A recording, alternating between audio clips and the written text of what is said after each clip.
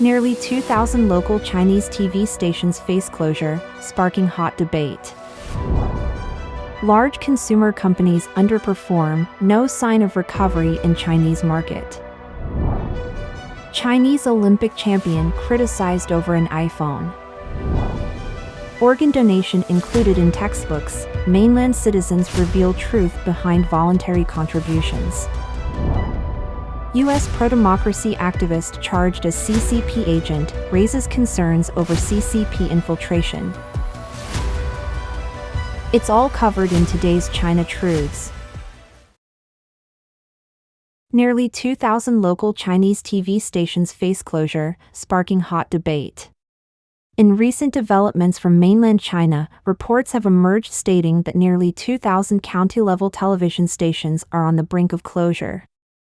Sohu's data reveals that by the end of 2023, nearly 700 stations had already ceased operations, signaling a troubling trend that could leave many industry professionals unemployed.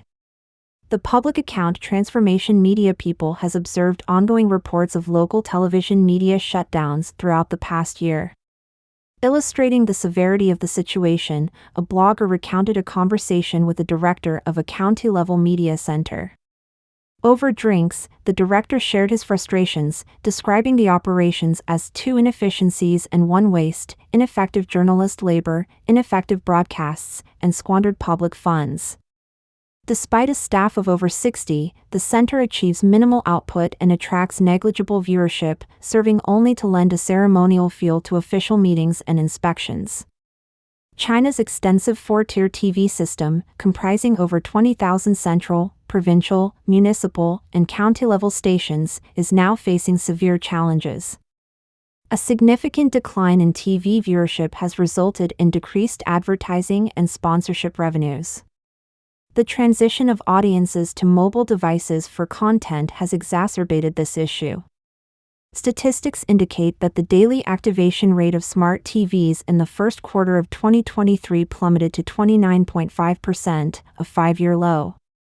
Further compounding the media sector's woes, a netizen recently disclosed that a satellite TV channel in a southern province has slashed salaries to just 38% of their usual amount this month, leaving many shocked.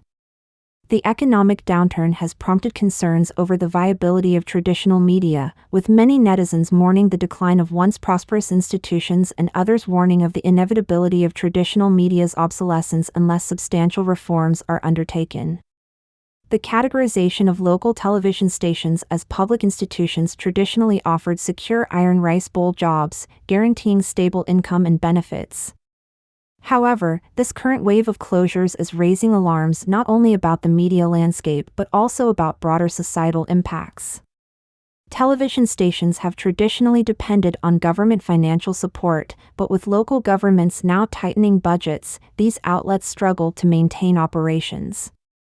As closures increase, the job market for media professionals becomes even more precarious.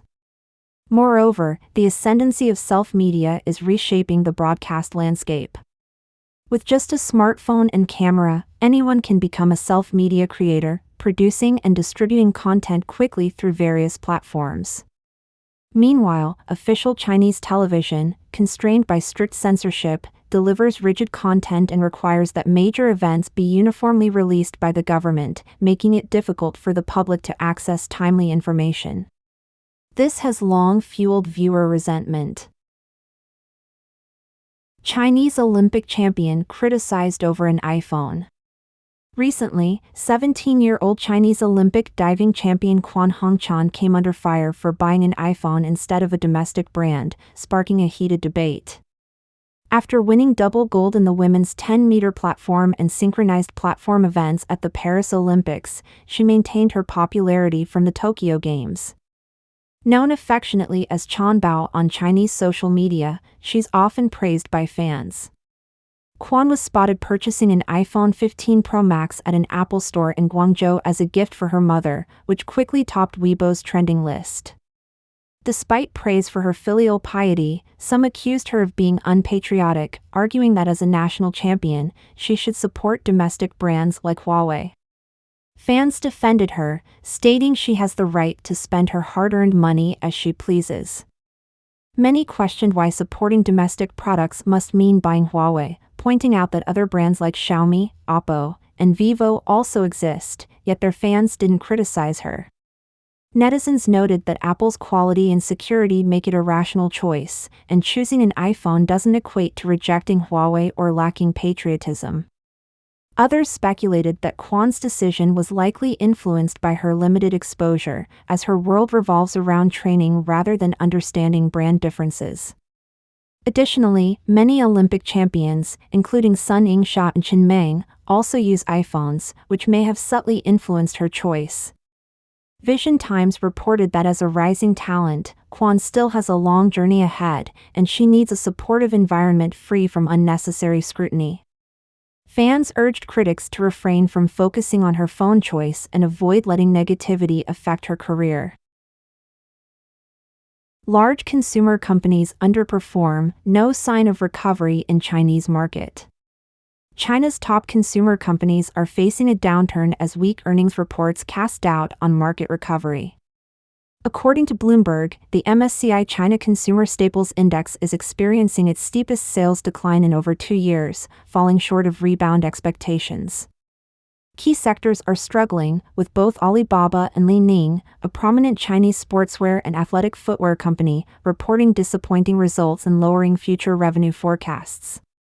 Alibaba posted a 4% revenue increase for the quarter ending in June, but net profits fell by 27%, showing large promotions haven't revived consumer spending.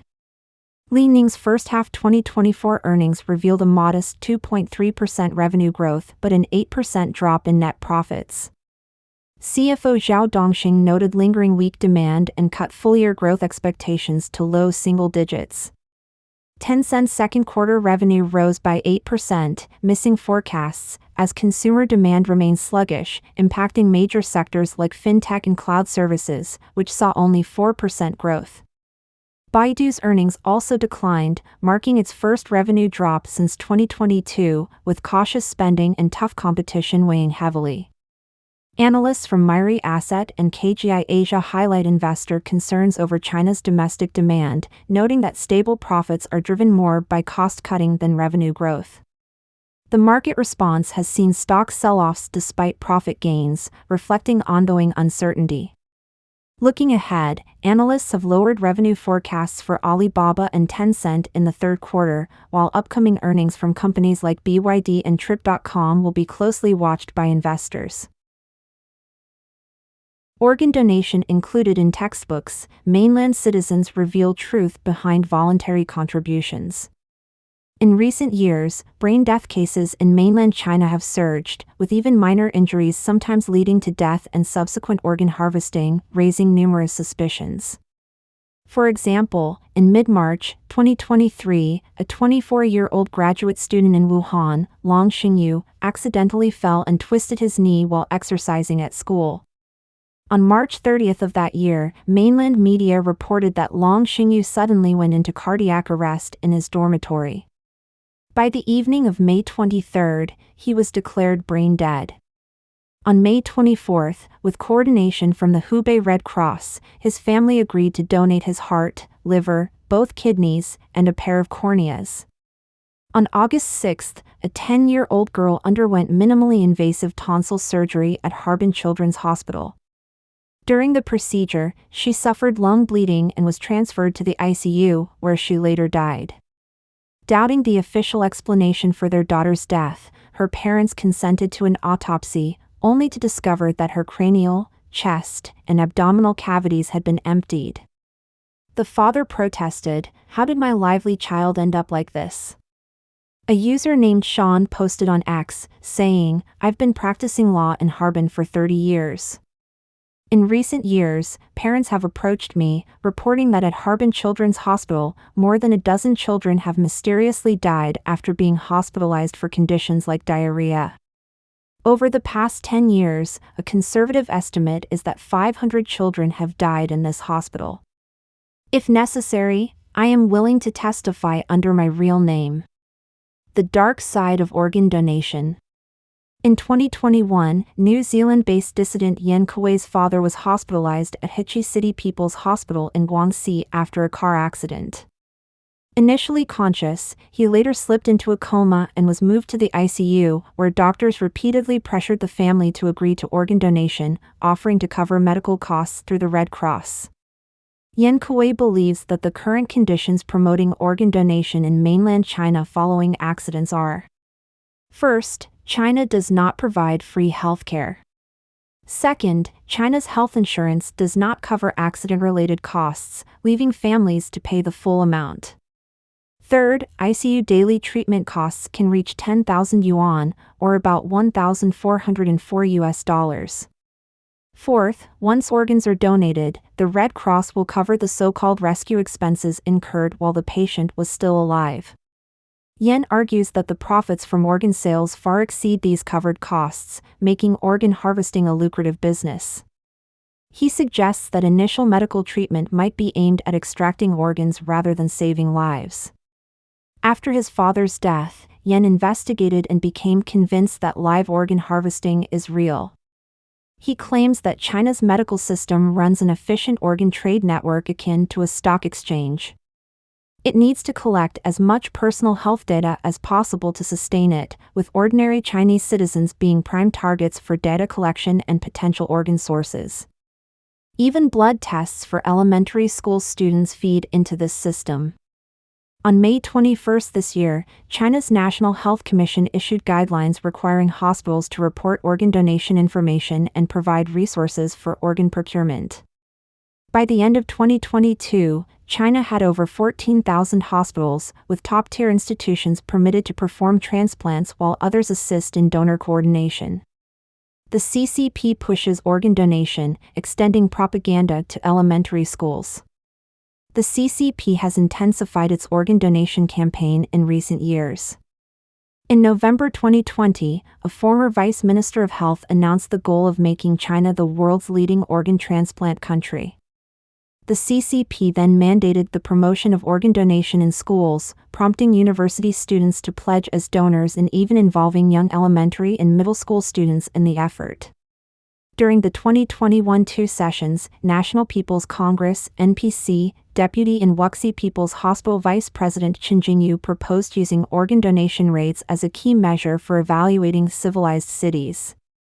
In December 2023, the CCP issued the Regulations on Human Organ Donation and Transplantation, which took effect on May 1 this year, legalizing organ transplants and promoting the notion that all donations are voluntary.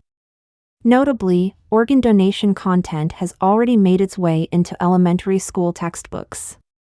One example is The Eternal Eyes by American author Linda Rivers, a story about corneal donation featured in Lesson 16 of the 4th grade Chinese curriculum. Another piece, titled Donating a Beloved Son's Organs to Continue the Miracle of Life, is included in 3rd grade reading materials.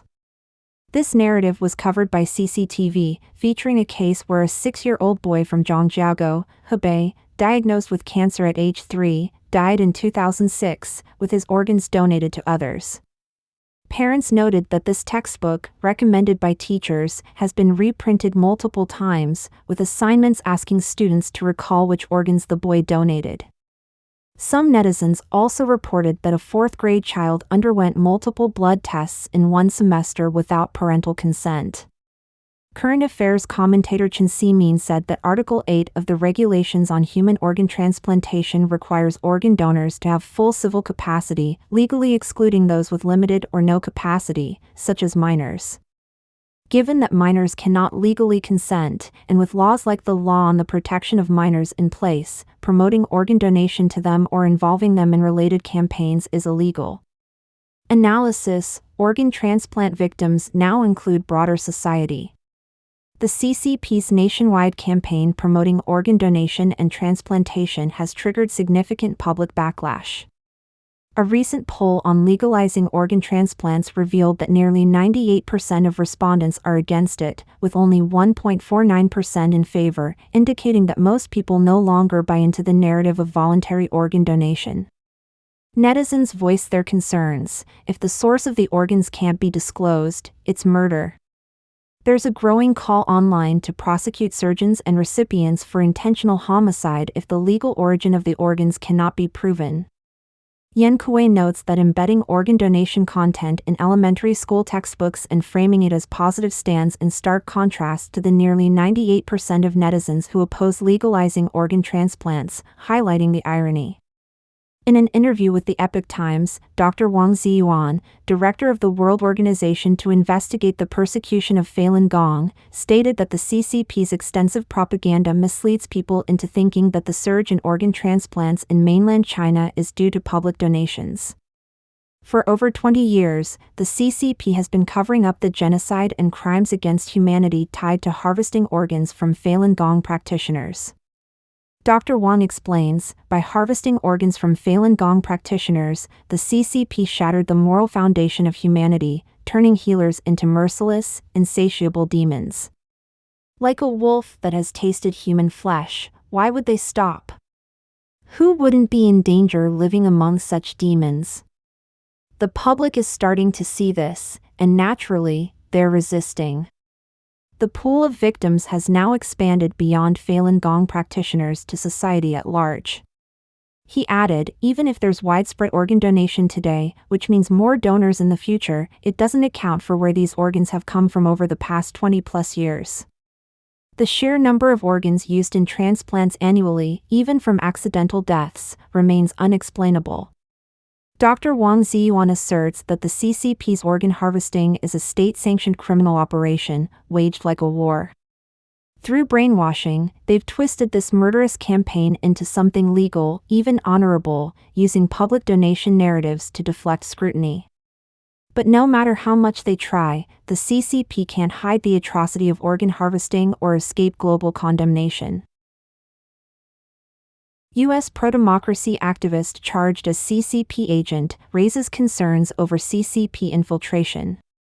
The United States recently arrested democracy activist Tang Yuanjun. Court documents reveal that Tang supported the 1989 Tiananmen Square protests and, decades later, agreed to work for the CCP's intelligence agency in exchange for seeing his family in mainland China. Chinese pro-democracy activists are unsurprised, pointing out that the CCP's ongoing tactics to infiltrate and divide overseas democracy circles have never ceased. The regime has long relied on threats and incentives to silence dissent abroad while continuing its human rights abuses. Commentator Gong Xishan explained, the CCP has consistently used coercion and rewards to control overseas Chinese, treating anyone they can influence as a hostage and tool for manipulation. Xing Shui, vice chair of the Democratic China Front, shared that she received death threats upon arriving in the U.S. for a Tiananmen memorial event. She said, if you have any conscience left, don't willingly aid this tyrannical regime in its wrongdoing. The presence of overseas democracy activists, according to Gong Xishan, exposes dissatisfaction with China's government and undermines CCP propaganda. Through rallies and speeches, pro-democracy groups have raised global awareness of the CCP's human rights violations. Meanwhile, Xing Shui noted the need for unity in confronting the CCP, noting that the regime increasingly targets her as a public enemy.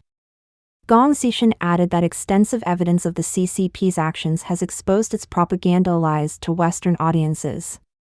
Democracy advocates are calling on democratic societies worldwide to recognize the CCP's nature and unite in resisting its tyranny. Gong Xishan concluded, the global situation is clear, the US-China Cold War is escalating, and Western nations are united in countering China's so-called rise.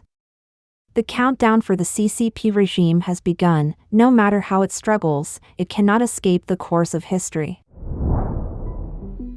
Don't forget to comment in the section below to share your opinions on today's topic with us. If you find the information helpful, please share this video with a friend to watch together.